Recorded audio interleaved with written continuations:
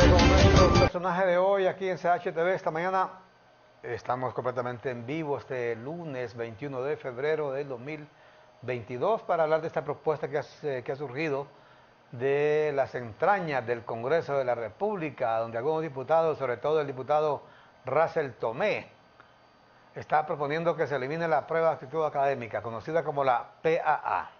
Ha generado una polémica esta propuesta, sobre todo sectores académicos que están férreamente opuestos. Algunos sectores también apoyan, hay que decirlo, sobre todo ligados a los padres de familia, ¿verdad? Pero bueno, en lo particular hemos criticado abiertamente esta propuesta del diputado Russell Tomé, pero queremos hablar con expertos para conocer mejor la opinión de un experto. ¿Qué piensa sobre esta propuesta? El diputado también del Partido Libre, Sergio Castellanos, también ha amenazado inclusive con cerrar la universidad si no quitan esta prueba de actitud académica y abrir otra, dice. Abrir otra universidad. Eso dice, bueno, la universidad fue fundada, sabe usted, en 1847 por el padre José Trinidad Reyes. ¿Hace cuántos siglos? Siglo y medio, más de ya sobre 2 siglos ya la universidad, ¿verdad? Pero ahora hay unos diputados que no sabemos si están en sus cabales o son medios orates, están proponiendo ya cerrar la universidad. Imagínese usted. Bueno, doctor Carlos Héctor Savillón, experto en toda esta temática de la educación, ha sido catedrático universitario, un hombre con una gran trayectoria en el tema educativo. Buenos días, doctor. Muy buenos días, Armando. Un placer estar nuevamente con usted y con su inmenso auditorio esta mañana. Muchísimas gracias, doctor. Bueno, así de entrada le consultamos este tema que ha surgido ahí en el Congreso de eliminar la prueba de actitud académica. Mire, esa prueba es una prueba de las muchas que se hacen en todo el mundo. Todos los países del mundo tienen criterios para poder, criterios académicos, porque esta es una cuestión de tipo académico, no es de tipo político, no es de tipo, es más legal, sino que es una cuestión académica. Y esto va en línea con establecer si el estudiante tiene las aptitudes, no los conocimientos, sino que las aptitudes para estudios superiores. Esa es la función de este tipo de pruebas. En todos los países del mundo existen estas pruebas. ¿Por qué razón? Porque no todas las personas tienen las aptitudes o las capacidades para estudios superiores. En consecuencia, para no desperdiciar recursos, porque ese es el otro punto, que en este tipo de medidas sirve para, si yo tengo recursos limitados, como ocurre con las universidades públicas sobre todo, entonces si yo tengo recursos limitados, yo trato de que esos recursos sean aprovechados de la mejor manera. Consecuentemente, yo no le puedo abrir las puertas a todo el mundo. Las puertas están abiertas porque todo el que quiere ir a la universidad lo puede hacer. Bueno, una cosa es que pueda rendir en los estudios universitarios, aunque él quiera, pero la otra es si tiene las aptitudes y las capacidades para ello. En mi larga vida profesional, yo vi muchos estudiantes con capacidades, con aptitudes, pero que no querían estudiar. O casos como estudiantes que querían estudiar medicina y se hacían la prueba para medicina y resulta que no pasaban. Entonces se iban a universidades privadas que tienen la carrera de medicina. Allá los matriculaban, pero al semestre, segundo semestre, tercer semestre ya se estaban retirando. ¿Por qué? Porque no tenían las aptitudes ni las capacidades para esa carrera. Entonces terminaban cambiando de carrera para irse a una que sí podían hacerlo. Entonces, las pruebas estas tienen la particularidad que no son pruebas de conocimientos, sino que son pruebas si usted tiene las aptitudes académicas. Y básicamente, ¿qué es lo que le mide esta prueba? Le mide si usted sabe leer y escribir y comprender lo leído. Y la otra parte es la parte cuantitativa. ¿Cómo está usted en el razonamiento cuantitativo? Lo que la prueba le consiste, por ejemplo, usted le pone un texto, un párrafo largo ahí, y luego en base a esa lectura allí le hacen una serie de preguntas, todas ellas para medir si usted interpretó lo leído o no lo interpretó. Si no lo interpretó es porque de repente no sabe leer, no sabe lectura comprensiva, porque yo puedo leer eh, cualquier cosa en una página, pero lo que quiere decir, ¿lo entendí o no lo entendí? Hay una lectura mecánica y hay una lectura comprensiva. Y lo mismo pasa con el razonamiento matemático lógico. Entonces, básicamente eso es lo que está midiendo la prueba. No le está diciendo que usted es tarado, no le está diciendo que usted no puede, le está diciendo si usted tiene las aptitudes o no. Ahora bien, lo que acusa el diputado Tomé es que es una prueba excluyente. Pues desde mi punto de vista no lo es, porque lo que le está diciendo al muchacho es: joven, usted puede o no puede, o usted tiene la capacidad o las aptitudes para ingresar a la universidad o no las tiene. Si no las tiene, más bien esta prueba le está diciendo: mira muchacho, no perdas tu tiempo tratando de ingresar a la universidad, porque de repente no tienes las aptitudes para ello y vas a ir a perder tu tiempo allí. Entonces aquí es donde el país, como país, falla, porque a estos muchachos no les da la opción. Porque si el muchacho no puede ingresar a la universidad, entonces debería dársele la opción para que pueda estudiar aquello para lo que sí tiene aptitud, para lo que sí tiene capacidades, ¿verdad? Porque todos tenemos diferentes capacidades.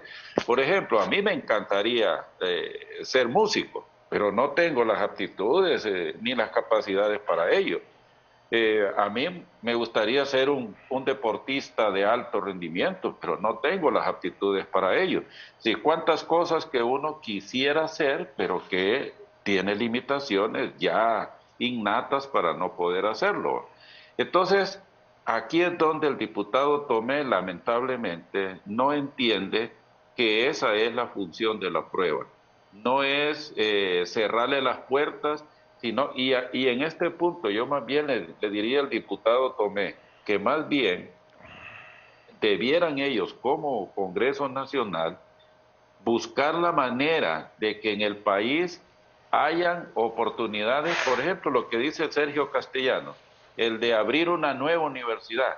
No, Sergio, lo que debe hacer es que el Estado vaya creando centros de formación en varias comunidades, que se le pague el 6% a la universidad para que la universidad pueda abrir más centros regionales, y que en estos centros regionales ya deje de dar las carreras de abogado, de esto, no, carreras cortas, que para eso la ley fundamental de educación habla de las carreras cortas, el crear los centros de educación superior no universitario en el que prepare a los muchachos para lo que tienen ellos capacidad, para lo que tienen vocación, y abrirles oportunidades en aquellas zonas en donde las universidades no están atendiendo.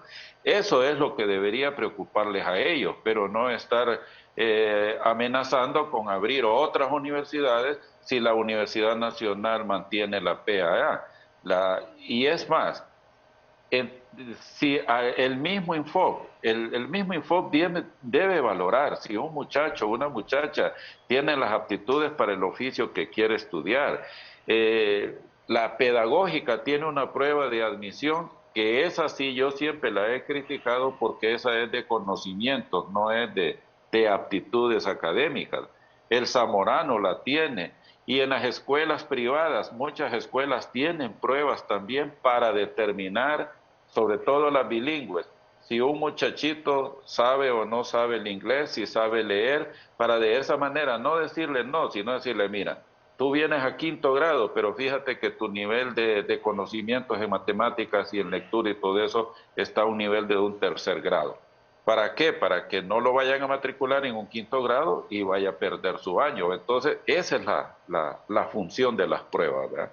Determinar cómo anda el muchacho en sus niveles académicos. Bueno, eh, es lo que opina el doctor Carlos Héctor Sabión, experto en estos temas de educación, y decimos siempre, bueno, en lo particular, doctor, yo les digo aquí, a ver, les cuento que yo he visto historias en otros países, en otras universidades, que esto es viejísimo, no es nada nuevo. Alguien, por ejemplo, me comentaba eh, que la eliminación de las escuelas normales, por lo menos en la región centroamericana, en Costa Rica creo que se dio en 1976, ¿todavía en cuándo? Oye, ¿ven desde cuándo? ¿Qué significa esto? Que se dio esa eliminación de escuelas normales en Costa Rica en esa fecha. Que desde el 76 para acá, ya hombre, los que impartían clases en una universidad tienen que tener un rango mínimo de licenciatura. Esa es la importancia, ¿va? Que no es lo mismo que a usted le dé clases un joven o una joven que no, tenga el derecho a hacerlo, pero que recibió 3 años de preparación. Alguien que tiene una licenciatura. Mire, en países desarrollados, inclusive son doctores en diferentes temas los que dan clases, ¿verdad? Son, por ejemplo, en países como Italia, para que a alguien le digan profesor, tiene que tener una serie de títulos. Ya en estos países el título de profesor es como un doctorado, pero de lo último, ¿verdad? Entonces, la culpa aquí no decimos que sea de nuestros profesores, obviamente, es del sistema que es así, pues el sistema, y entonces por eso decimos, hay que cambiar esto en la parte educativa, porque los perjudicados al final, ¿quiénes son? Son los que reciben el pan del saber. Es el país como tal, porque continuamos en la cola, en todo tipo de temas en Honduras. ¿Por qué? Porque no tenemos un nivel educativo que le permita a la gente conocer hasta donde debe conocer. Vaya, por ejemplo, para votar. Mire, aquí cualquiera engaña a un elector por la falta de educación, justamente. Por eso requerimos de un pueblo educado, ¿va? De un pueblo educado, pero también para trabajar. Mire, hoy hay una competencia, doctor, usted lo sabe, entre los países, entre las naciones, así. Yo creo, y sobre todo países como los nuestros, nadie se está muriendo, nadie está haciendo cola allá afuera para venir a invertir a Honduras, ¿verdad? Y uno de los temas que se requiere es gente preparada, pues cuando una compañía grande va a venir a un país, lo primero que averigua, aparte de los costos, es el tema de la educación. O sea, que si hay en ese país, cuenta en ese país con el personal calificado para que pueda trabajar en esa empresa. Por ejemplo, una fábrica de vehículos, para decir algo, ¿ah? Una fábrica de computadoras. ¿Existe el personal ahí calificado para eso? Si vemos aquí que hasta el Infoc se ha quedado Justamente, completamente atrasado. ¿Ah? justamente, Armando, es que el problema, el problema en el caso de la prueba de aptitud académica, lo que la prueba de aptitud académica nos está diciendo es que el sistema educativo como tal está mal, está fallando, porque no se está enseñando lo que se debería estar enseñando. Por ejemplo, se han tomado una serie de medidas a nivel de la Secretaría de Educación que en ningún momento buscan la mejoría de la calidad académica, solamente están preocupados porque haya mayor cobertura y porque haya menor repitencia y porque haya menor deserción. Es decir, esos son los objetivos. Pero eso, ¿por qué? ¿O cuál ha sido el efecto de esas medidas? Que la calidad académica se ha venido abajo. Entonces, ¿qué ocurre? Se le está facilitando tanto a los estudiantes la promoción que los muchachos y muchachas están pasando de un grado a otro sin saber a leer y escribir. Hay muchachos que salen del sexto grado y entran a la secundaria y no saben leer y escribir.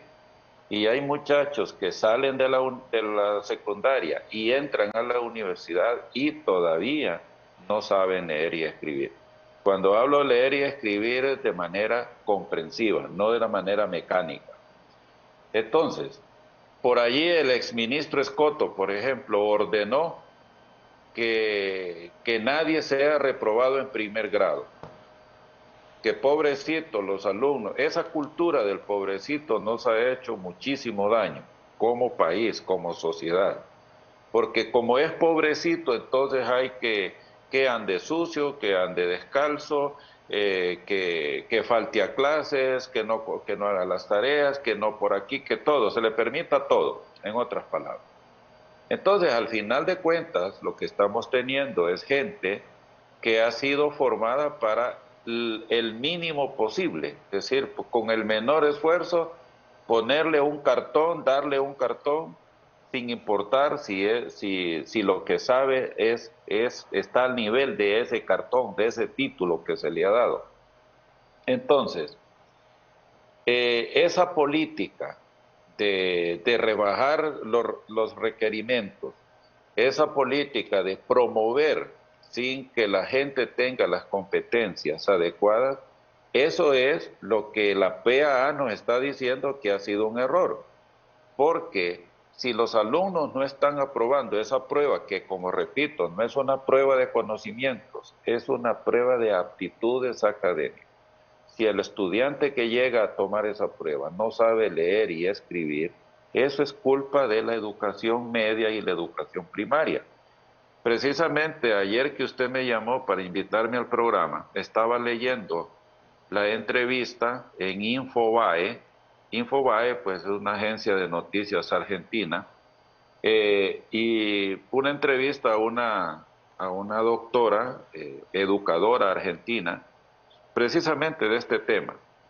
Y ella decía que el gran error de que el alumno de primer grado sea promovido automáticamente estriba precisamente, es uno de los grandes problemas de la educación en Argentina, que Argentina ha sido uno de los referentes de la educación en América Latina.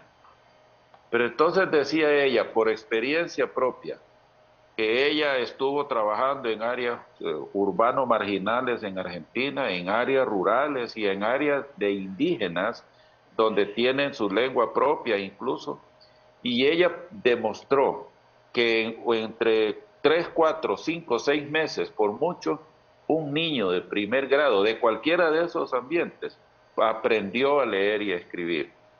Yo mismo, Armando, yo fui a una escuela rural, eh, era una escuela, solo éramos como 40 alumnos en la aldea donde yo nací, con una maestra empírica, era una prima mía que solo había cursado el sexto grado.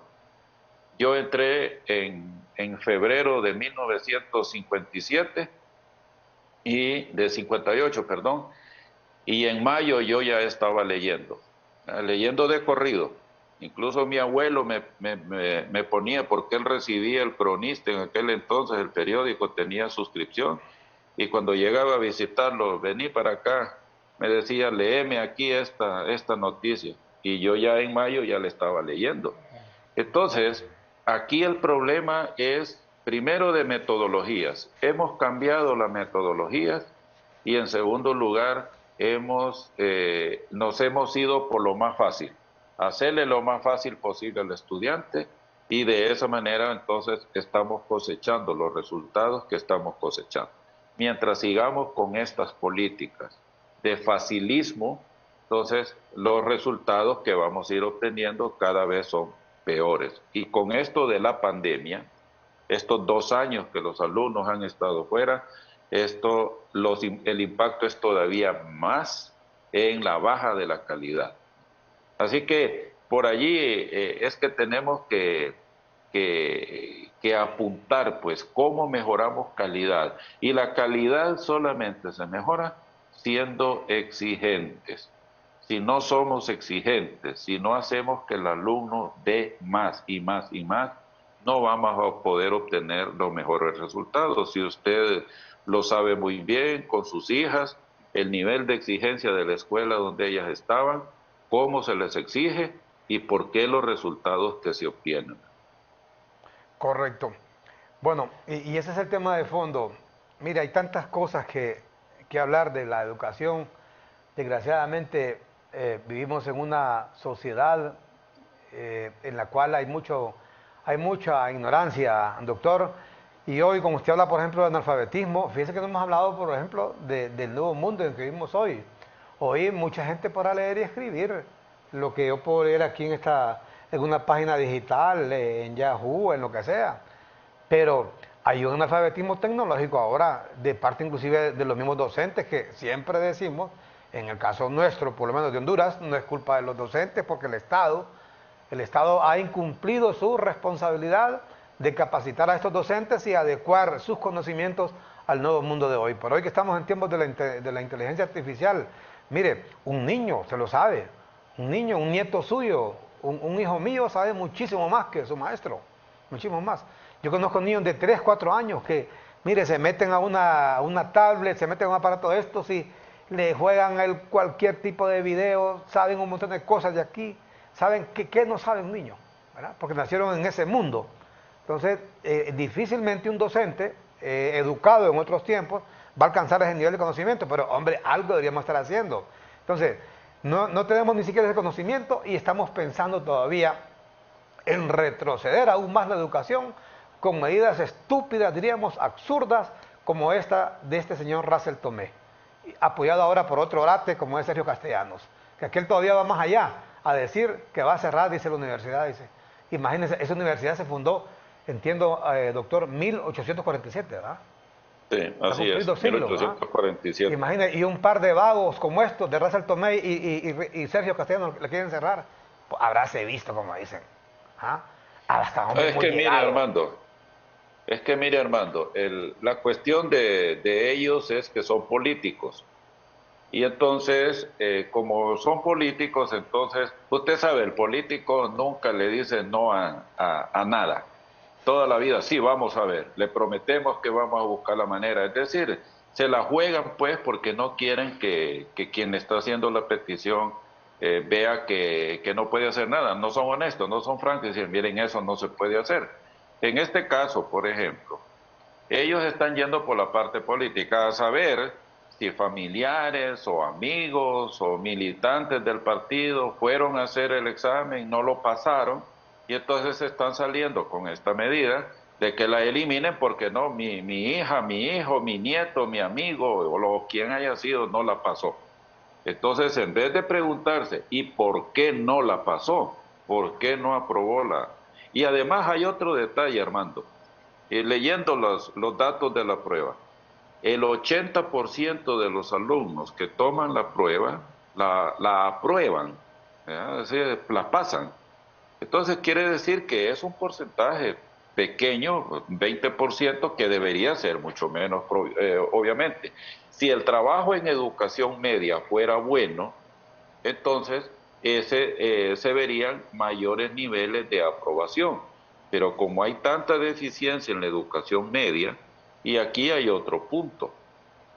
Fíjense bien que en general, no es que todos, pero en general, los alumnos que provienen de colegios privados son los que obtienen mejores notas. ¿Eh? ¿Y eso cómo se explica a usted? ¿Es el mismo currículum nacional? Son los mismos textos y todo lo que hacen. ¿Cuál es la diferencia? Que en la escuela privada no se pierde tiempo, se aprovecha más el tiempo, se es un poquito más exigente, a pesar de que el Ministerio de Educación con sus medidas nos ha obligado a rebajar los requerimientos. Eso de que los alumnos de primer grado sean pasados automáticamente, nos lo imponen a nosotros también, ¿verdad?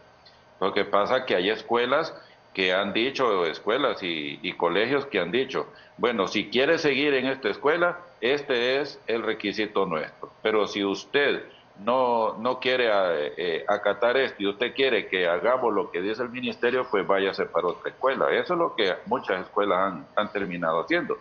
Entonces, ¿por qué razón, repito, los alumnos de colegios privados aprueban en mayor proporción? Pues por eso, porque hay un poquito más de trabajo, se les exige más a los estudiantes y todo. Fíjese bien usted que de los primeros 20 lugares, normalmente 17, 16, 17, 18 son colegios privados. Y dentro de colegios privados, sobre todo, escuelas bilingües, porque en la escuela bilingüe hay una mayor exigencia.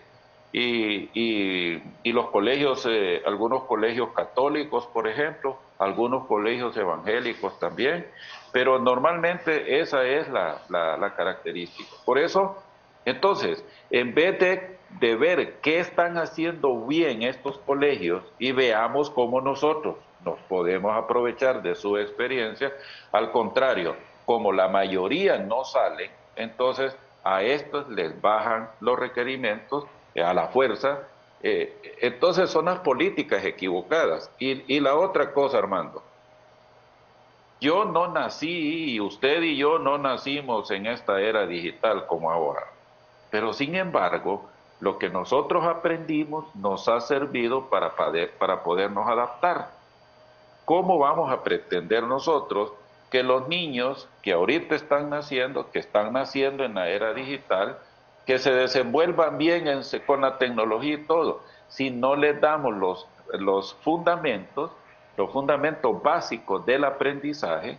Por ejemplo, el desarrollar la lectura comprensiva, que eso es fundamental. Si usted no maneja bien las dos herramientas fundamentales para triunfar en la vida, es saber leer y escribir bien y saber contar. Si usted no tiene esas dos habilidades, pues entonces usted está condenado a hacer cosas veniales, es decir, cosas básicas, pero no al pensamiento crítico y al pensamiento creativo. Entonces, démosle fundamento, démosle lo básico al estudiante, pero démoselo bien, que lo desarrolle bien, que desarrolle bien esa capacidad lectora y esa capacidad matemática. Que la matemática, todo el mundo se queja que es muy difícil. No, que todos podemos hacer algo, las cuentas básicas las podemos hacer. Simplemente el gran problema es que nos han metido una matemática que los matemáticos la presentan de manera difícil y consecuentemente la gente le tiene miedo, pero la vida está regida por las matemáticas, todo se rige por números, todo lo podemos llegar a expresar en números.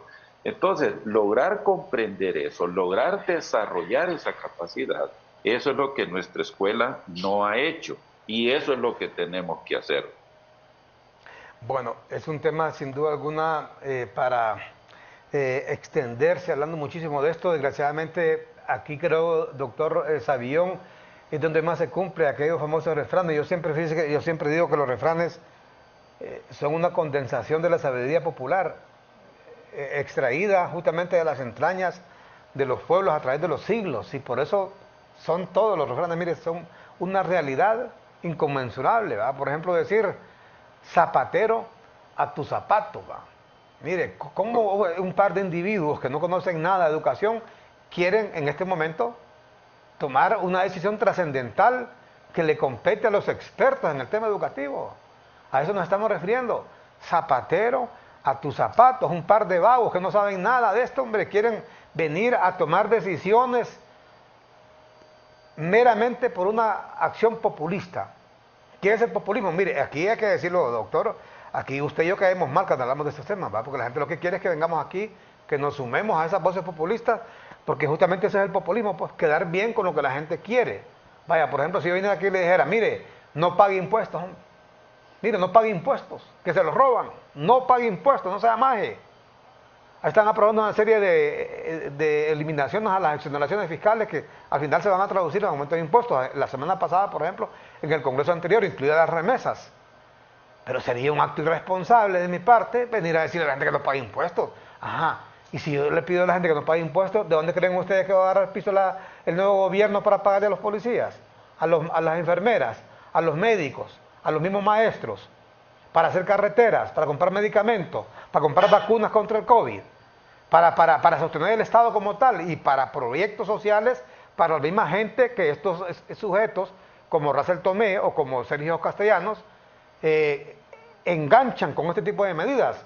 que son sectores, de los sectores más ignorantes de la población. ¿Va? A más ignorante a alguien, más cree en este tipo de medidas. Por eso, como vivimos en un pueblo altamente ignorante, toman ese tipo de acciones, o las anuncian por lo menos, para quedar bien con ellos, ¿verdad? Porque únicamente piensan en votos. Pero eso, mire, sería un acto irresponsable, se lo digo. Yo quedaría bien. Ay, qué buen periodista ese, ¿verdad? Que pide que no paguemos impuestos, ¿va? Igual con este tema, quien propone esto queda bien con la gente. Aplauden a qué buen diputado es Roberto Tomé, está con el pueblo, dicen.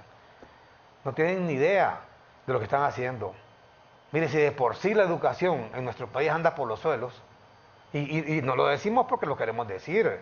¿Sabe usted cuánto costó, por ejemplo, que esa Universidad Nacional Autónoma de Honduras pasara primero a formar parte de las 400 mejores universidades de Latinoamérica? Eso costó, me disculpa la palabra, costó uno de aquellos y la mitad del otro. Y después estuvo unos días entre las 200 inclusive, durante el tiempo de la doctora Julieta Castellanos. Pero solo fue unos días y después la volvieron a sacar. Vaya usted vea, fíjese que en un ranking de universidades, de las mejores universidades en la región latinoamericana, la primera universidad, en el mundo, perdón, la primera universidad, para que usted vea cómo anda la educación en todo el continente, en toda la región latinoamericana, perdón, no únicamente en Honduras. Por eso necesitamos avanzar en la educación en lugar de retroceder. Fíjese que en ese estudio, por ejemplo, un estudio viejo que miré yo, la primera universidad que aparecía de Latinoamérica en ese estudio de universidades mundiales era una universidad de Sao Paulo. Aparecía, ¿saben qué número? En el 153, en un ranking de las 200 mejores universidades del mundo. Oiga bien usted, ¿en qué número aparecía la primera universidad de Latinoamérica? En el número 153. O sea, que habían 152 universidades más ¿cómo se llama en el mundo? En todo el mundo, que eran las mejores, y no aparecía ni una de Latinoamérica. La primera, le repito. Y es como, por ejemplo, doctor, que hemos sabido, no sé cómo está el último estudio de las PAA, pero yo he sabido, por ejemplo, que en la PAA, la prueba de actitud académica, en la universidad, lo que está explicando muy sabiamente el doctor Carlos Sabión, sabe que el primer colegio público que aparecía de los estudiantes que pasaban esa prueba de actitud académica en la universidad, el primer colegio público aparecía creo que en el número 16. O sea que los 15 primeros 16, colegios... 10, ¿Ah? 16, 17 Sí, es ¿verdad? el de la pedagógica. Correcto. 16 o Pero 17... fíjese Armando, que ese instituto de la pedagógica, para ingresar a él hay prueba de admisión. Ya ves. Es lo que te Ah, digo, sí. Y es el y mejor lo colegio que mismo, hay, ¿verdad? sí, y lo mismo, por ejemplo, si usted quiere ingresar a la Escuela de Bellas Artes, le hacen una prueba para ver si tiene aptitudes artísticas. Si Claro, va a ingresar a la lógico. Escuela de Música, le hacen pruebas también, ¿verdad? En el Zamorano le hacen pruebas para ver si tiene aptitudes para la actividad agrícola, ganadera y todo eso. Es decir, esto fue desarrollado. Bien, esta PAA, por ejemplo, el College Board, que es el ente que hace estas pruebas en Estados Unidos, tiene más de 100 años de estar en esto. Es decir, esta PAA es el equivalente a la que en inglés se le llama SAT, que quiere decir lo mismo, Scholastic Aptitude Test, o sea, prueba de aptitud académica. Eso es lo que quiere decir SAT. Pues en Estados Unidos el SAT se viene aplicando desde hace más de 100 años. Y esta prueba, el College Board tiene una sucursal en Puerto Rico, y en Puerto Rico las han tropicalizado, es decir, las han traducido al español, y estas se aplican en toda América Latina. O sea que es una prueba de carácter mundial, ¿verdad? Entonces ya está tropicalizada, quiere decir que no es exactamente la prueba que se aplica en Estados Unidos, sino que es una prueba traducida pero a la vez adaptada a este Bueno, medio, imagínese usted, ¿verdad? hace un siglo que aplican esas pruebas en otros países como Estados Unidos. Fíjese que a mí me encanta ver mucho el cine viejo, doctor, y yo miro unas películas de los años 50, efectivamente, de los años 60, que todavía son hasta medio en blanco y negro. Y uno ve ahí el caso, por ejemplo, de una joven o un joven que va a tener el correo, el correo que está fuera de su casa, antes que obviamente no había internet, abre la cuestión ahí, le meten el correo y saca una carta, tal vez está todo triste y todo, y de repente encuentra que le respondieron su carta que envió a una universidad o a un colegio y lo aprobaron, o sea, lo admitieron y comienza a brincar de alegría, ¿verdad? Pero ya los Claro. años 50 por allá, pero Mi- imagina usted cuánto tiempo queremos ahora retroceder. O sea, estamos queriendo con esa medida del señor Tomé, del señor Castellanos, retroceder inclusive 50 años en lugar, hombre, de pensar en cómo podemos mejorar nuestra educación. Hay una llamada pendiente. Adelante, buenos días. Sí, buenos días, Sí. don Eduardo. Quisiera opinar.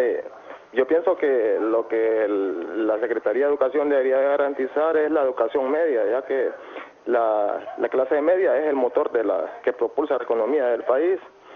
Y lo que pienso también que la profesional lo que necesitan más que todo es infundir los valores morales, porque realmente es peligroso que alguien preparado vaya al Congreso sin valores morales a manipular a la población para aprovecharse de ella, ¿me entiendes? Más que todo infundir los valores morales a los profesionales. Sería muy amable, don Eduardo. Muchas gracias a usted por su participación. Bueno, mire, una buena idea para que hayan diputados cuerdos ahí, no desquiciados mentales, ¿va? Mire, infundirle valores morales a los diputados, ¿va? A los diputados. Un mensaje me dice, estos diputados que quieren eliminar la prueba de la universidad, de la UNA, le quieren rendir culto a la mediocridad. A nosotros se nos exige que no exijamos a los muchachos, se exige que no vayan reprobados, y ahora surgen los genios. Ahí estaban en el nuevo Congreso, dice que Dios nos libre, dicen desde Ciguatepeque. Vamos a ver, Armando me dice, ella es Dana, alumna de segundo grado de la licenciada Oneida Galo. Ella tiene un método de enseñanza que le permite a los alumnos leer en un mes. Igual le puede llevar sus 40 alumnos para que los escuche leer. Mire qué interesante. Qué interesante, yo ya lo enviaré estos videos ahí para ponerlos, compañeros. Porque mire, fíjese que, volviendo a esto de las clases, doctor, para que usted vea, mire cómo andamos de mal aquí. El gran debate hoy, si volvemos o no volvemos a clase, imagino cuánto hemos retrocedido. Hay que decirlo que no es un tema exclusivo de Honduras, ¿verdad? Con esto de la pandemia, pero aquí hay clases en Ciguatepeque, en Santa Cruz de Ojoa, perdón, que están en clases desde el 8 de enero, y van a tener 300 días de clases. En Ocotepeque, mira, allá en tierra adentro, hay cantidad de escuelas en clases. Los maestros están ahí esforzándose por sacar a sus niños adelante. Pero como aquí Sí, en las Armando, es ciudades, que, todo lo politizamos, ese es el problema, ¿va? sí, es que mire, en el caso este de la suspensión de clases, de entrada, allá en marzo de 2020 como país, se cometió un grave error, cerrar todo el país por los primeros 2 casos que se presentaron. Eso fue un grave error. Mire que ahora que tenemos la pandemia suelta por todos lados, áreas urbanas y rurales, en aldeas, en todos lados está la pandemia. Y sin embargo, todo está abierto, excepto las escuelas.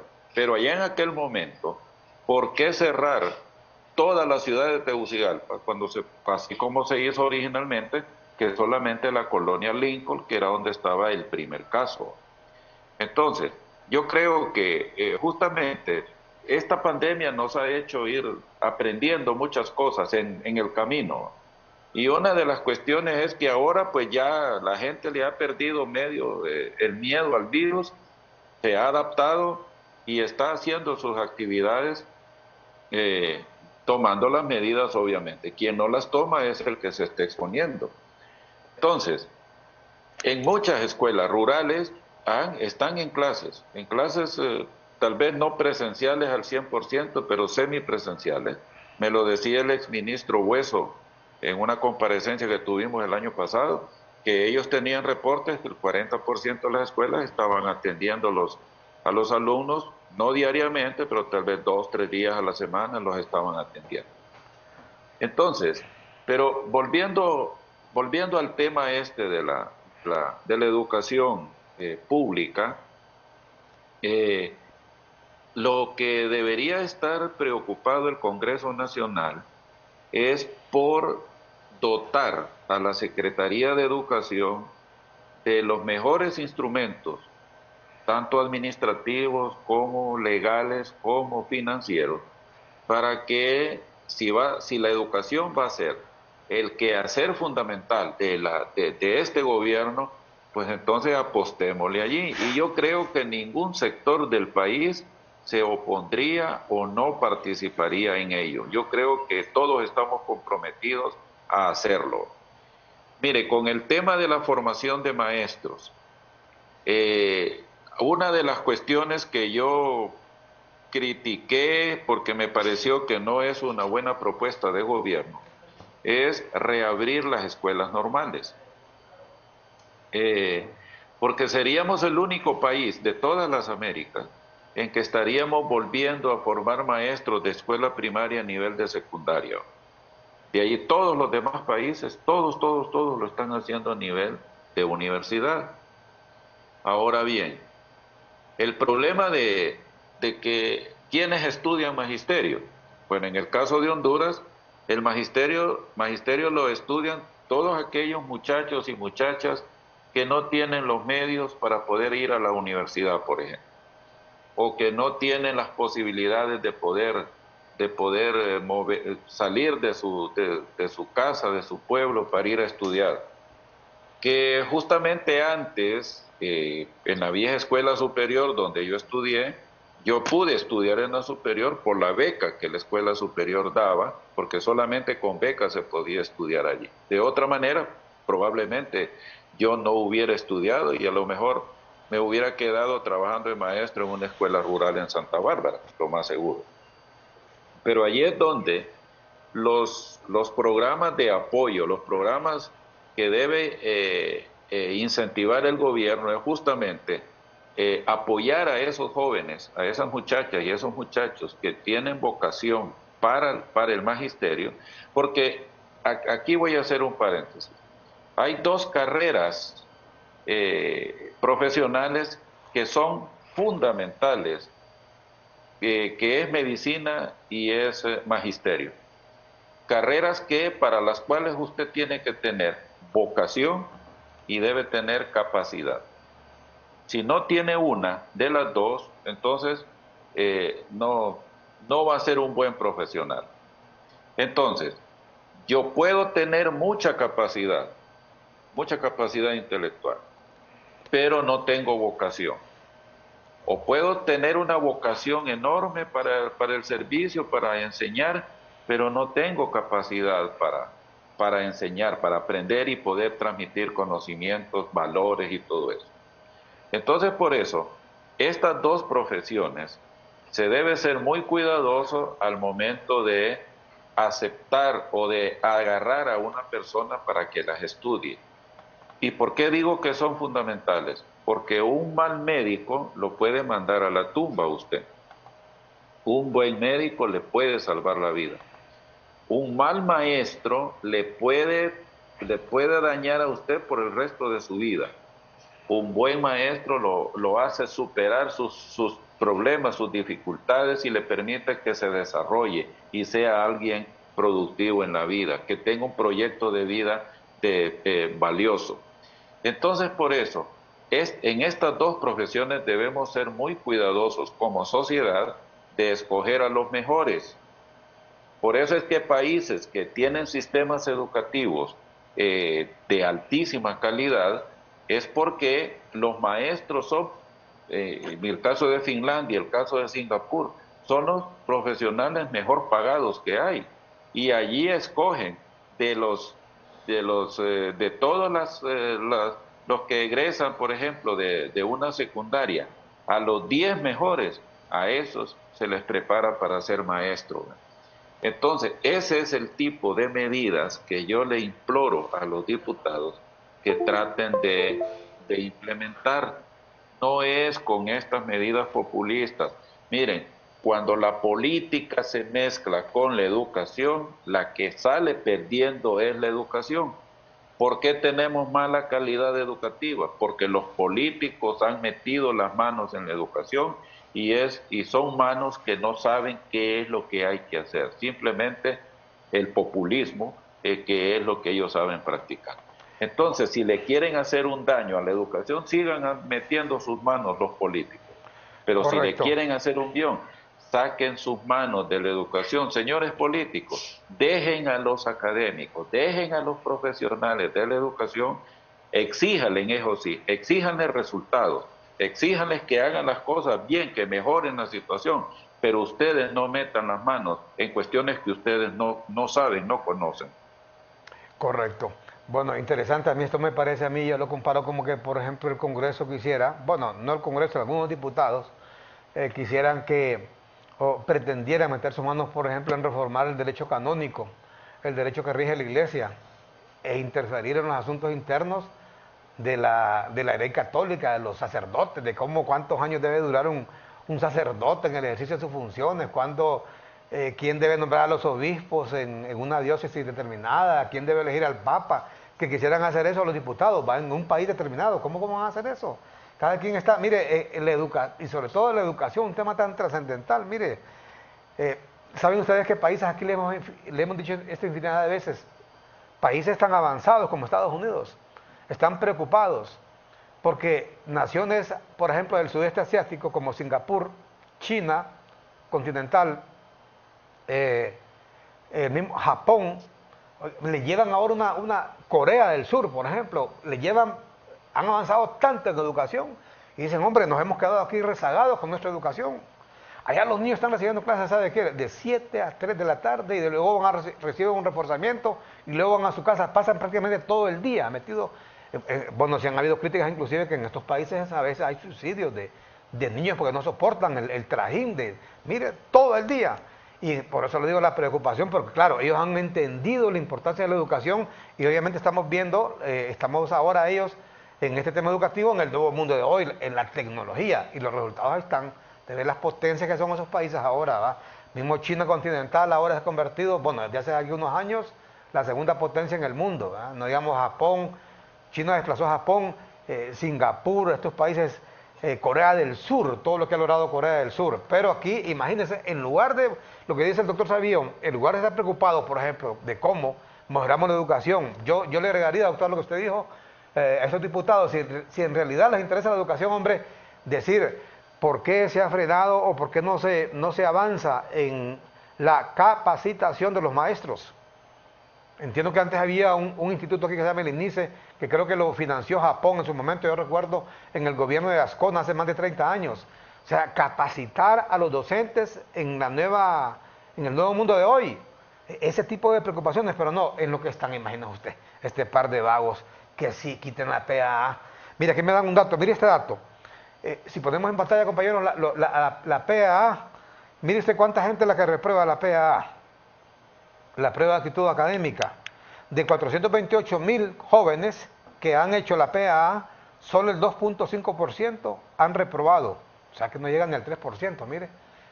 Datos que debe saber sobre la prueba de actitud académica. Antes de su aplicación, en la actualidad, pero le repito este dato, ve usted. De 428,000 jóvenes que han hecho la PAA, solo el 2.5% la han reprobado. Y entiendo que ahí en la universidad pedagógica todavía es más yuca, como se dice, porque la PAA incluye más temas de conocimiento sobre la academia. Y en la Universidad Autónoma no, es más que todo de la actitud. Así que yo conozco a alguien que era muy cercano a mí, que estudió odontología. Y allá por el 4.º año de odontología se dio cuenta que no podía haber sangre. Imagina usted un odontólogo que no puede ver sangre, cuando le arranca una muela a alguien, por ejemplo.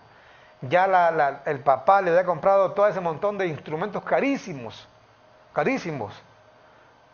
que demanda esta carrera. Y después tiró la toalla. No, dijo, no puedo seguir, no aguanto ver sangre. Dijo, imagina usted, para eso es la prueba de actitud académica. Eso solamente es un ejemplo, no es que todo el mundo va a estudiar odontología, ¿va? Ahora, hay una llamada en espera, saquemos la llamada, por favor. Adelante, buenos días. ¿Se perdió? Bueno.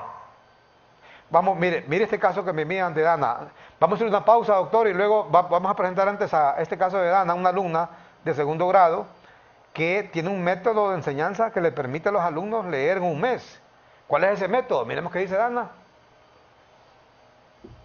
Mi nombre es Dana Montserrat Valladares Maldonado. Tengo 6 años. Estudio el 1.er grado en el Centro de Educación básica gubernamental León Alvarado, del Tizatío, del Distrito Central, del departamento de Francisco Morazán. Mi maestra es la licenciada Neida Galo. Mi cuento se titula Las Hadas. Érase una viuda que tenía 2 hijas. La mayor se le parecía tanto al carácter y en el físico, que quien veía a la hija le parecía ver a la madre. Ambas eran tan desagradables y orgullosas que no se podía vivir con ellas. La menor era verdadero retrato de su padre, por su dulzura y suavidad. Era además de una extrema belleza, como por naturaleza. Amamos a quien se nos parece. Esta madre tenía locura por su hija mayor y a la vez sentía una aversión atroz por la menor. La hacía comer en la cocina y trabajar sin cesar. Entre otras cosas, la niña tenía que ver 2 veces al día. Niña Dana, que ella, ustedes pues han escuchado, se ha autoidentificado ahí, solo que le hicieron este video con un teléfono que está quebrada la cámara. Tiene quebrada la cámara ahí, pero bueno, qué niña más inteligente, ve usted.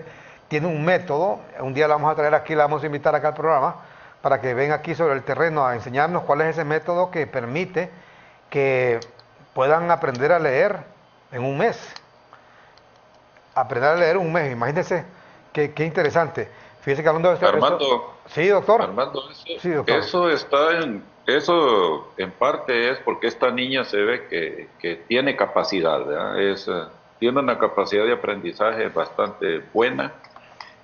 Posiblemente tenga un cociente intelectual pues superior a lo normal, y eso explica. De repente hay compañeritos de ella que todavía no lo han logrado, que están, pero en general, un niño en primer grado puede aprender a leer y escribir. De eso no hay duda. Solo que tenga serios deficiencias mentales, que tenga un cociente intelectual muy bajo, que tenga dificultades de aprendizaje. De lo contrario, si es un niño normal y corriente, va a aprender a leer. Por eso es que yo me opongo rotundamente a que un niño sea promovido automáticamente, porque eso es un grave error. Eso es engañar al niño, engañar al padre, engañar a la sociedad. Decirle, este niño ya puede ir a segundo grado, y cuando llega a segundo grado, es que lo que hay que darse cuenta es que cada grado de escolaridad tiene sus dificultades propias. Si un niño de primer grado pasa a segundo grado sin saber leer y escribir, en segundo grado no va a poder, peor todavía, porque los niveles de exigencia del segundo grado son mayores que las de un primer grado. Si las de primer grado no las completó, pues las de segundo tampoco las va a completar, y de repente va a llegar al tercer grado, y esa deficiencia se va a ir acumulando a lo largo de la vida. Entonces, por esa razón es que el primer grado es fundamental, y allá en el 2020, una de las recomendaciones que le dimos al gobierno es: salvemos el primer grado, que el gobierno se centrara en cómo estos niños que estaban en primer grado en aquel entonces, esos niños pudieran que recuperaran y que salieran lo mejor posible a pesar de la pandemia. Pero todas las sugerencias que se le dieron al gobierno anterior no las tomaron en cuenta. Entonces, por eso uno se cansa a veces de estar diciendo, hagamos esto, hagamos esto, hagamos esto, ofreciendo incluso la ayuda desinteresadamente, sin interés de ningún tipo, más que de colaboración, ¿verdad? Y eso no se dio, ¿verdad? Entonces, y otro punto, Armando, que el otro problema nuestro es que no le ofrecemos alternativa a esos muchachos que no aprueban o que no pasan esa prueba. Y aquí es donde hay el compromiso del Estado para poder hacerlo. Mire, la Ley Fundamental de Educación establece o creó o recreó, porque ya existió antes el sistema de educación superior no universitaria. En este caso era la antigua Escuela Superior del Profesorado, que estaba en esa categoría. Estaba la ESNACIFOR, Escuela Nacional de Ciencias Forestales, estaba la Escuela Nacional de Agricultura, la ENA, estaba la misma Zamorano, ¿verdad? Que Correcto. estaban en esa categoría, que después de estas se han convertido ya en universidades, la pedagógica, la UNA, la UNACIFOR, como se llama hoy, el Zamorano. Pero entonces la ley fundamental establece nuevamente el sistema de educación superior no universitario, que básicamente son instituciones después de la educación media con una duración de 2 años. Correcto. Al, Doctor, al egresar de esos 2 años, el muchacho o la muchacha obtiene un técnico universitario. Ese es el grado que se le da.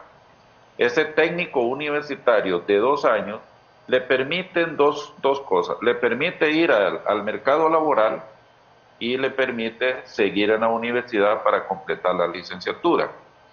Ya está en la ley, ya está reglamentada porque el Consejo Nacional, el Consejo Superior de Educación Superior elaboró un reglamento desde hace muchos años. La Universidad Nacional Autónoma tiene, según escuché al correcto. amigo Armando Uceda, creo que tiene como 20 y pico de carreras de técnico universitario. Una de las que recuerdo, técnico en rayos X, técnico en desarrollo municipal y así por las cosas. Entonces, ya tenemos la base para ello, lo que no hay es los suficientes recursos. Correcto. Entonces, se podría promover que la misma Universidad Nacional, que la misma Universidad Pedagógica pudiera formar, por ejemplo, con esta propuesta que la presidenta en campaña le hizo a los colegios magisteriales de volver a abrir las normales. Yo diría que mejor pensemos no en las normales como eran antes, sino que pensemos en escuela normal superior, es decir, Correcto. pensando en esta categoría Correcto. de 2 años, y esta escuela normal superior permitiría entonces, primero, que la presidenta cumpliera con su promesa, segundo, de la mejor manera posible, que pudiera formar, por ejemplo, maestros o técnicos universitarios en educación para garífunas, por ejemplo, Correcto. que lo enseñen en garífunas, y esa podría crearse, digamos, en Trujillo. Crear otra en Gracias a Dios para formar maestros misquitos. Crear Correcto. otra en Occidente para formar maestros para los lencas o para los pueblos indígenas. Y así ya. Y luego las universidades privadas también, que crean Correcto. ellos O institutos sea, allí técnicos. desde esa óptica que lo propone usted, me parece una excelente idea, pero volver a las escuelas normales como estaban antes sería también fatal para la educación pública, bajo el esquema que estaban antes, por supuesto, así como lo plantea Sí. usted, para grupos especializados, para grupos autóctonos determinados, ya eso es diferente. Hay una llamada, está la llamada todavía desde Cotepeque. Adelante, buenos días. Adelante, buen día. ¿Se perdió? Bueno, vamos a hacer una pausa. Cuando regresemos, mire, ese tema de las normales también es otro punto que ha sido bien polémico. Regresar a las escuelas normales como estaban hace unos años, hombre, sería fatal, ¿verdad? Yo se lo digo, como un docente que está 3 años en una aula preparándose le va a ir a enseñar a otro, muy poco tiempo. Y encima de eso, aquí todo el mundo conoce que estos frentes estudiantiles, que son bien radicales, donde han estado justamente, ha sido en las normales. En esa escuela, por ejemplo, Pedro Nufio, ahí solo en paro pasaban, solo en huelga y toda osada. ¿Cuánto recibían de clases estos muchachos al año? Quizás 90, 100 días al año. ¿Cómo? ¿Qué grave preparación van a tener? Peor en estos tiempos hoy de la educación, del tipo de educación que tenemos ahora, en el nuevo mundo de hoy que vivimos, en el tiempo de la inteligencia artificial. Mire, el mundo sabe hacia dónde camina, hacia la robotización. Hasta nosotros mismos los periodistas a nivel de presentadores vamos a desaparecer, porque ahora todo lo hacen robotizado. Va a aparecer aquí un periodista robot dando noticias, ¿va? ¿Ah? Meseros, robot. No digamos, miren, en la medicina. Miraba justamente anoche un programa de un canal internacional hablando de que cuántas carreras en medicina van a desaparecer, porque todo va a ser con inteligencia artificial. Por ejemplo, esa cuestión que usted va aquí, que hay laboratorios, cantidad de laboratorios que usted va a hacerse el examen del azúcar, de los triglicéridos, del colesterol y que no sé qué. Mire, no muy lejos, dentro de unos 10, dicen que ya está más bien, pero que ya va a ser comercializado unos 10 años por tarde, que ya a usted le van a poner un chip, y ese sí va a ser chip de verdad, no la vacuna.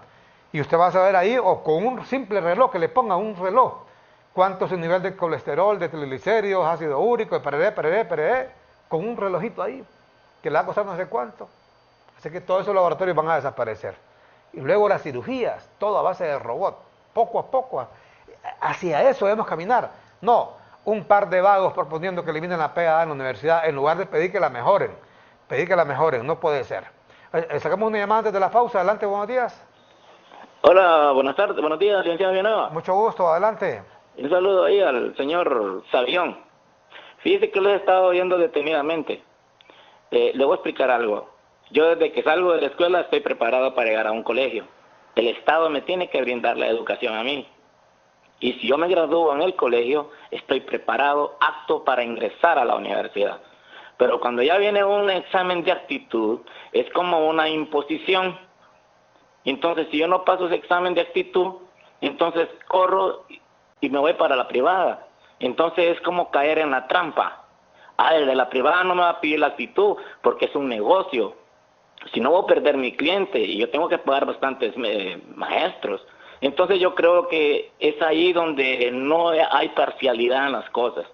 Si hay universidades privadas acá, tienen que tener examen de actitud igual, porque no puede ser que el que está allá, que va a entrar a la autónoma, si no pasa el examen de actitud se queda parado. Entonces no debe de ser así. Entonces la universidad está apta para todo el que sale de cualquier colegio. Él mismo lo dice, hay un montón de colegios aquí que son privados, o sea que solo el que sale del colegio privado va a poder entrar a la autónoma, digamos, porque sí va a pasar el examen de actitud. Todo el mundo está preparado para entrar a una universidad desde el momento que sale de la secundaria. Muchas gracias, licenciado Villanueva. Muchas gracias a usted. ¿Qué respuesta le da al televidente, doctor? Sí, en principio y en teoría así debería ser. Que el que egresa de un colegio público, privado, lo que sea, tenga las competencias para poder ir a la universidad. En principio así debería ser, pero en la realidad es que no es así.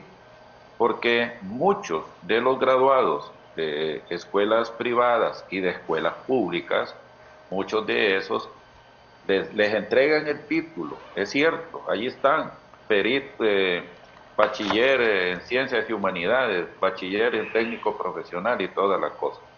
Pero al momento de ir al campo de trabajo, muchos de ellos reflejan unas deficiencias terribles. Por ejemplo, una de las más grandes deficiencias, aparte de que no saben, no pueden leer comprensivamente, pero uno cómo lo ve, yo fui profesor 40 y pico de años, entonces en la universidad, y yo recibí alumnos, y yo recuerdo muy bien la diferencia entre los alumnos que recibía ya a fines de los 70, de los 80, los 90, los 2000. Cada vez los alumnos que se iban recibiendo iban con menores competencias académicas. Y una de las formas de ver esa falta de competencia es, primero, la ortografía. Cada vez la ortografía va peor. ¿Y qué es lo que me indica a mí? Una persona que tiene mala ortografía normalmente es porque no sabe leer y escribir. Normalmente es porque no lee. Porque una de las maneras en que usted adquiere buena ortografía es justamente leyendo y escribiendo. Y la otra cuestión, cómo uno puede ver si una persona lee o no, es en su forma de expresarse. ¿Ya? Si tiene un vocabulario amplio, si lo tiene limitado, quiere decir que no lee.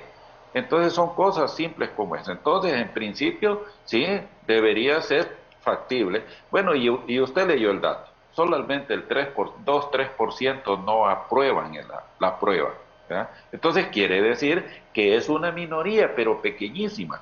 Y por esa minoría, que ese es el grave problema que tenemos en Honduras, por un caso que se presente, ya tenemos que hacer, no, como este no puede, pues entonces todo el mundo le tenemos que bajar los requerimientos para que este pueda. Por ese 2 o 3% que no aprueba la PAA, por eso la queremos eliminar. Cuando la PAA ha demostrado, y con números, si usted tiene los números allí, de 400 y pico de mil, el 98% la han aprobado. ¿Qué quiere decir? Pero es que hay un detalle también, hermano. La PAA, como era originalmente, la Universidad Nacional tuvo que bajar los requerimientos para que mayor número de alumnos pudieran aprobarla, para que mayor número de alumnos pudieran ingresar a la universidad. Esa es la verdad. Allá en las primera, segunda, tercera pruebas que hicieron, se dieron cuenta que si era con las exigencias originarias que tiene la prueba, entonces cada vez iban a ser menos alumnos los que iban a aprobarla. Eso por un detalle, por un lado. Por el otro lado, es que hay países, Chile por ejemplo, España, en todos lados, en donde se debe participar en las pruebas que se hacen a nivel nacional. No importa si usted va a universidad privada o universidad pública, usted tiene que pasar esa prueba. Que eso pudiera ser una opción y de repente la propuesta del televidente debería tomarse en cuenta. Pero aquí hay un argumento que cae por su propio peso. Yo no creo, y porque lo sé, la idea de la PAA no es rechazar alumnos en la UNA para que se vayan a universidades privadas. No es ese. Para mí, en un altísimo porcentaje no lo es. ¿Por qué? Porque yo sé, me consta, estuve dirigiendo escuelas privadas 30 años y por eso me consta, montón de alumnos que van a la universidad privada porque no quieren ir a la universidad pública. ¿Por qué no quieren ir a la pública? Por los paros de labores constantes que se dan en la Universidad Nacional. Así se lo digo con toda claridad, porque yo lo sé. Es más, de mi familia, ¿verdad? No, yo no quiero ir a la universidad porque allí se pierde mucho tiempo. Esa es la realidad. Y ahora anda allí de líder uno que fue dirigente del MEU, ¿verdad? Que ahora es abogado, y sin embargo él fue de los que protagonizó tomas de la universidad que duraron meses. Entonces, por eso es que mucha gente se va a las universidades privadas. Y correcto. Nosotros en los centros educativos privados vivimos, cuando han habido huelgas en el sector educativo público, allá van los padres de familia a matricular sus hijos a las escuelas privadas porque no quieren que sus hijos correcto. pierdan tiempo, ¿verdad? Así que ese argumento pues es discutible. Es correcto, me parece muy interesante la respuesta que le da el doctor Savillón a nuestro televidente. Yo únicamente le agregaría también el hecho del presupuesto. Es que a la gente se le olvida, doctor. Esa universidad se sostiene con el pisto del pueblo. O sea, no es que ningún vago como Racel Tomé o Sergio Castellano sostienen esa universidad. Se sostiene con su dinero, con mi dinero, con el dinero de todos nosotros. 6% del presupuesto va a esa universidad. Entonces, hay que cuidarlo, no se puede desperdiciar en cualquiera. O sea, por eso es el examen de actitud académica. Mire, a mí me encanta, ¿sabe cuánto me ha encantado a mí? ¿Sabe qué? Ser futbolista. Es como voy a una escuela de fútbol, si yo voy a una escuela de fútbol que voy a pasar el examen y no soy turunca, pues. Digamos cantante o poeta. Quisiera ser poeta, ¿cómo? ¿Y de dónde? ¿Y de dónde? Por eso estos exámenes existen en todo el mundo. Ese argumento que estableció nuestro televidente es la justificación que intentan algunos. Tenemos una información de última hora. Acá tenemos, compañeros. Enlace inmediato de CHTV. Enlace inmediato.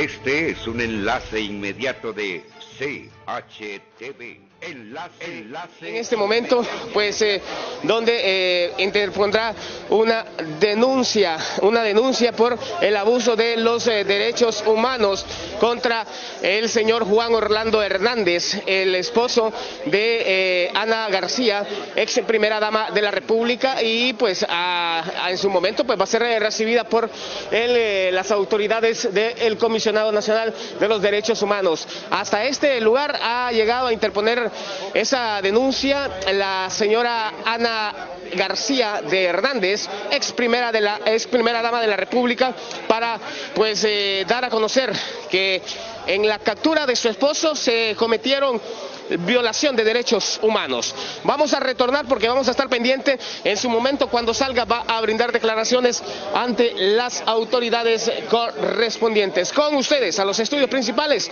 de CHTV a esta hora de la mañana. Muy buenos días, con las imágenes de Marlon Valladares. Yo soy Ángel Galo. Muy buenos días.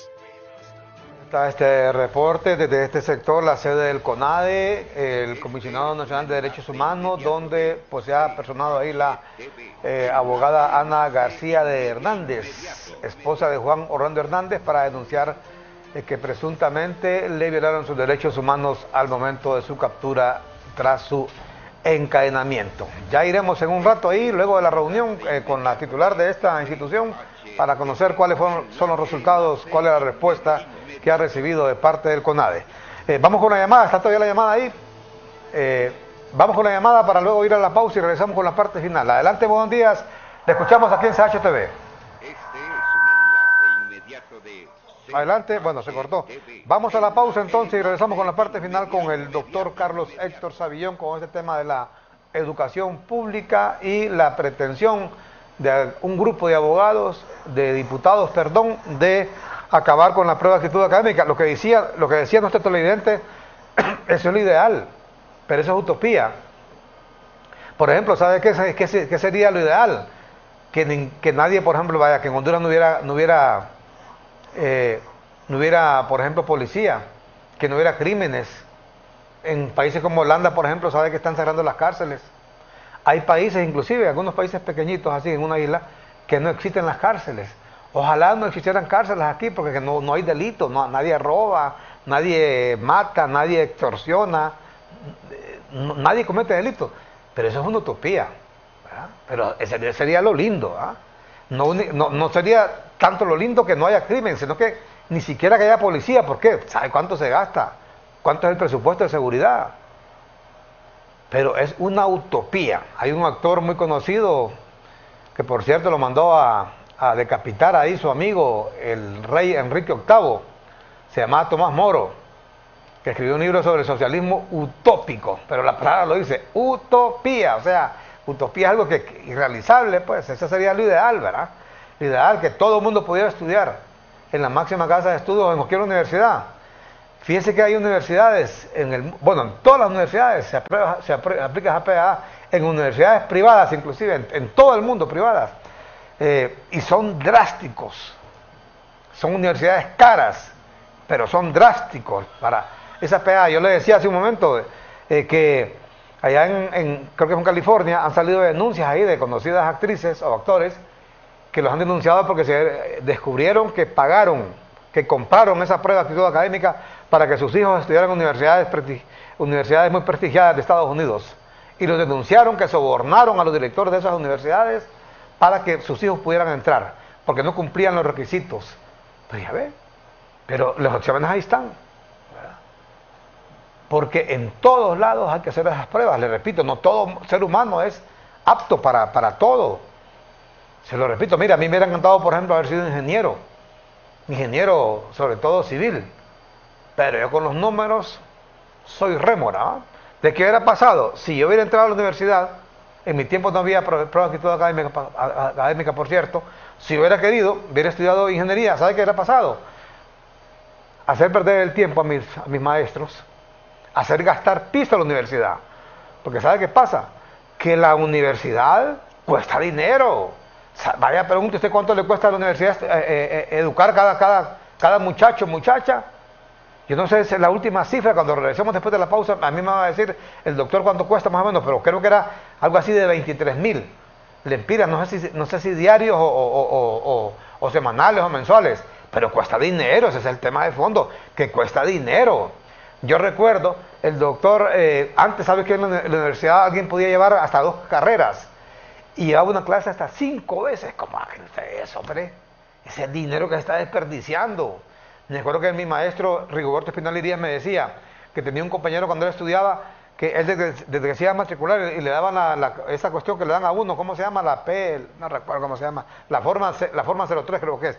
Y decía su compañero, esta clase, decía, yo no la paso, ¿para qué?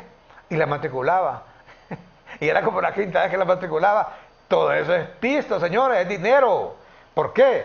Porque la universidad, vale decir al pueblo, nosotros, le paga al docente que le enseñaba a ese alumno que no tenía la capacidad de pasar esa clase, porque nos hemos matriculado entonces en otra carrera.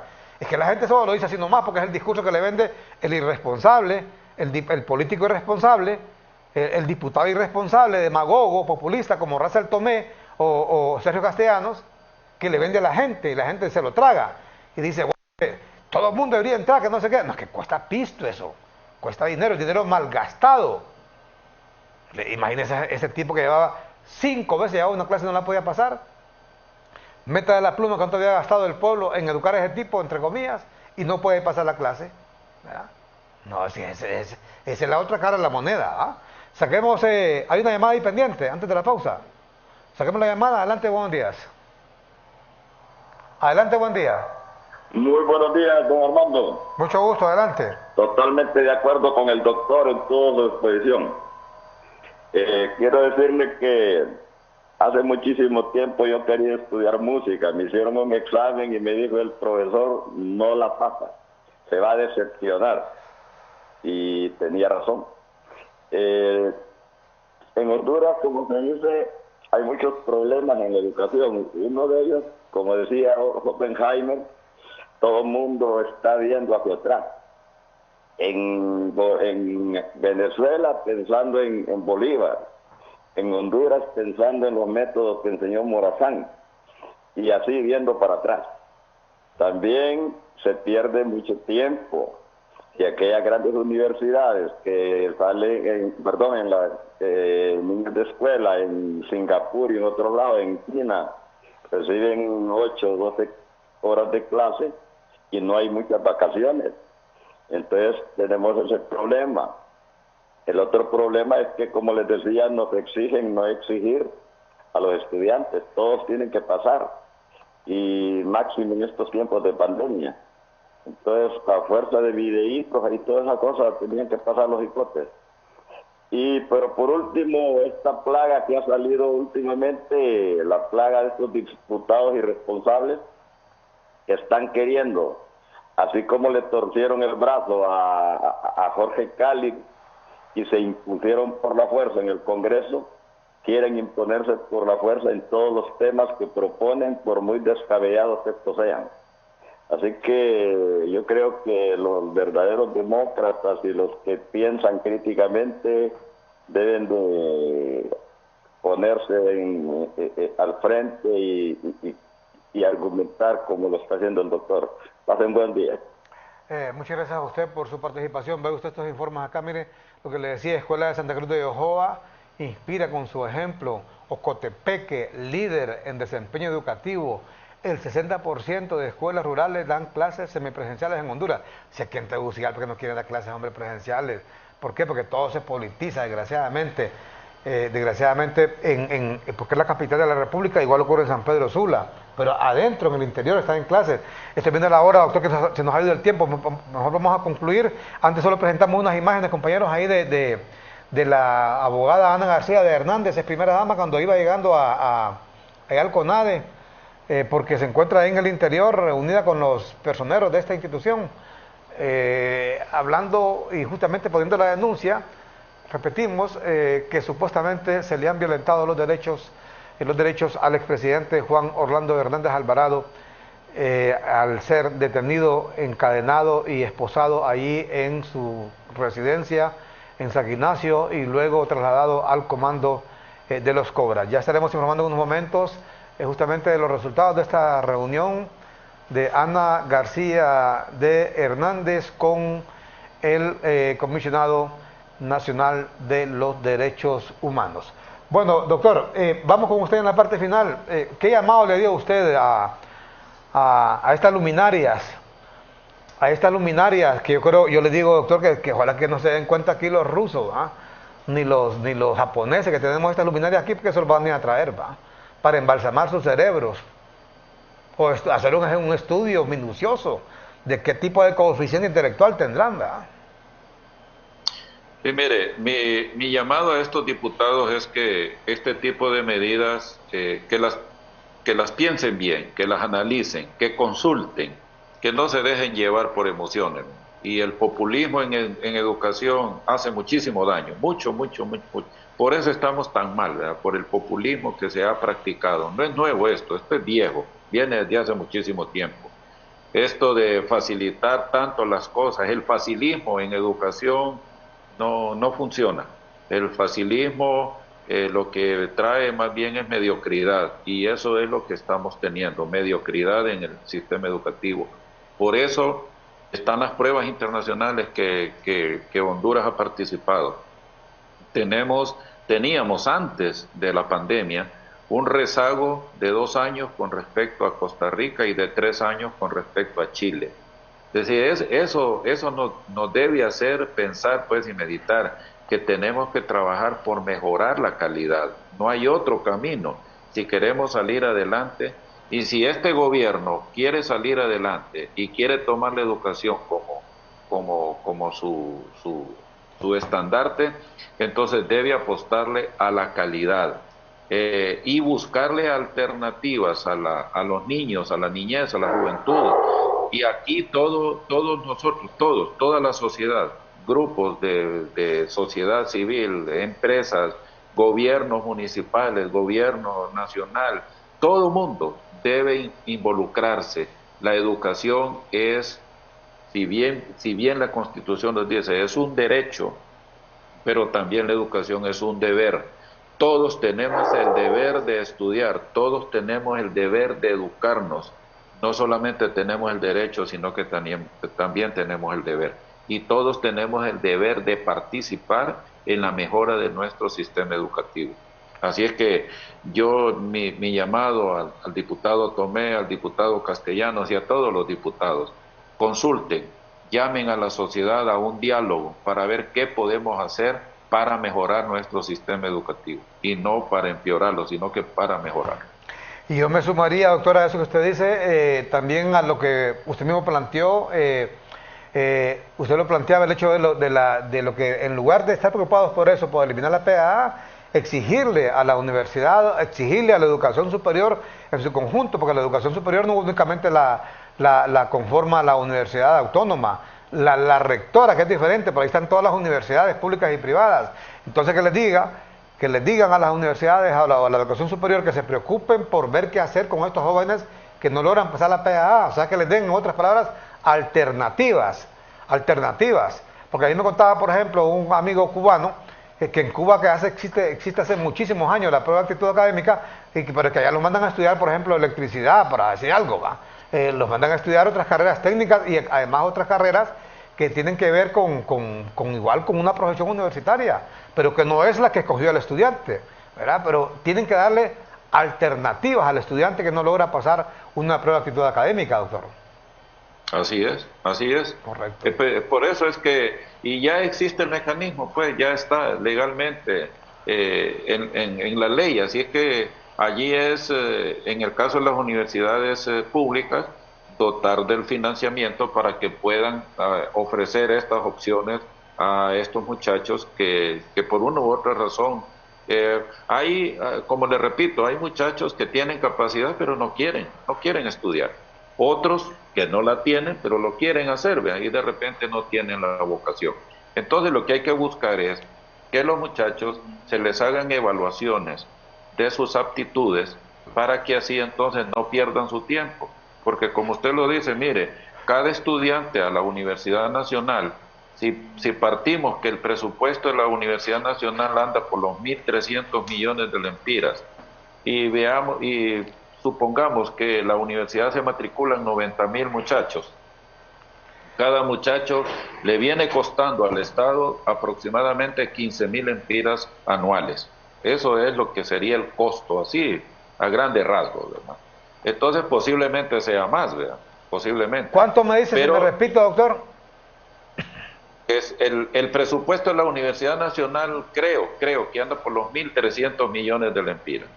Y la matrícula alrededor de 90.000. Aunque este año parece que bajó, anda como por 80. Pero imaginémonos que son 90. Usted divide 1.300 entre 90.000 y le salen aproximadamente 15.000 lempiras. Ese sería el costo de un estudiante por el año. O sea, que no es barato, pues. Si tendría que pagar una colegiatura ahí, tendría que pagar 1.500 lempiras mensuales de colegiatura, si estuviera pagando. Pero obviamente el costo es mucho mayor, ¿verdad? Correcto. Bueno, muchas gracias, doctor. Bueno, muchas gracias, Armando. Siempre a la orden.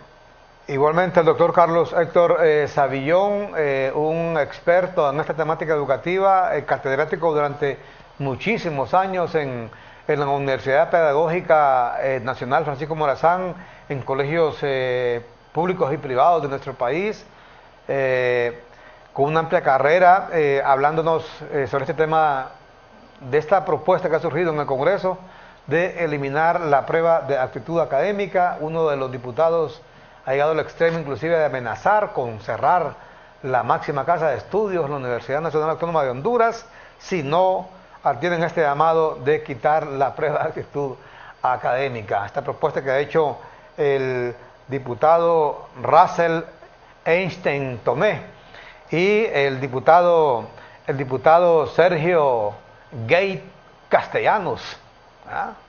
Está azorrado ahorita Bill Gates, ¿verdad? Y si estuviera vivo Albert Einstein debería estar azorrado, porque con estas luminarias que hay aquí, hombre, le van a quitar el título de científicos. Hasta Nikola Tesla está azorrado, ¿verdad? A venir gente, mire, si los rusos se dan cuenta, o los japoneses, le aseguro que vienen a traer a estos individuos acá para estudiarles el coeficiente intelectual. Y luego, una vez que mueran, les van a congelar ese cerebro, para que quede para la eternidad. Tan inteligentes que son estos muchachos, ¿va? Tan inteligentes, y les aseguro que los dos son salidos de esa máxima casa de estudios, ¿verdad? Que hoy quieren cerrar, ¿verdad? Tanto Russell como Sergio estudiaron allí en la Universidad Nacional Autónoma de Honduras. Sí, ahí estudiaron. Nada más que Sergio bien que era del no sé qué ahí, de un frente, y este Russell Tomé era del Frente Unido, un frente de ultraderecha, y de repente pareció que era miembro del Partido Libre, ¿verdad? Pero bueno, ya esos son otros 5 pesos. Así que así son las cosas con esto de la prueba de aptitud académica. Creen que la universidad es de gratis, ¿verdad? Que es gratis para la gente que va ahí casi, porque ¿qué es lo que le cobran aquí? ¿Qué paga un estudiante de la universidad? Paga una boleta ahí que cuesta, creo que no cuesta ni 500 lempiras. Y eso es todo lo que paga por todo el semestre o trimestre, lo que esté, ¿va? Pero la universidad cuesta dinero. 6 centavos de cada lempira que usted paga en impuestos van a dar a la universidad. Y por eso nos interesa. Porque no podemos echar dinero, no podemos seguir echando dinero en saco roto. Hay que exigirle a la universidad que prepare como se debe a nuestros profesionales, sean lo que sean, o sea, ingenieros, médicos, abogados, arquitectos, lo que sea. Y de hecho sigue siendo una buena universidad. Yo le aseguro que un ingeniero graduado de esa universidad autónoma es mucho mejor que un ingeniero de una universidad privada, hombre. Entonces por eso la defendemos y por eso luchamos porque siga siendo una universidad con todas sus características. Es más, que sea cada día mejor, le repito, porque ya inclusive entiendo que la sacaron, ya había logrado entrar entre las mejores de 200 universidades de Latinoamérica, y ya está otra vez fuera, ¿va? Ya está otra vez fuera. Hay que luchar porque vuelve a entrar en ese ranking. No vamos a ser ilusos acá de pensar que va a ser la mejor universidad de Latinoamérica, ¿va? Pero sí hay que pensar que podemos volver a entrar en ese ranking. Desgraciadamente en ese ranking de Centroamérica solamente hay universidades de Costa Rica. Pero bueno, desgraciadamente los políticos, demagogos, populistas, siguen intentando meter sus manos jucas, sucias, en la universidad, y eso hay que pararlo, hay que impedirlo. Nosotros como ciudadanos responsables estamos en la obligación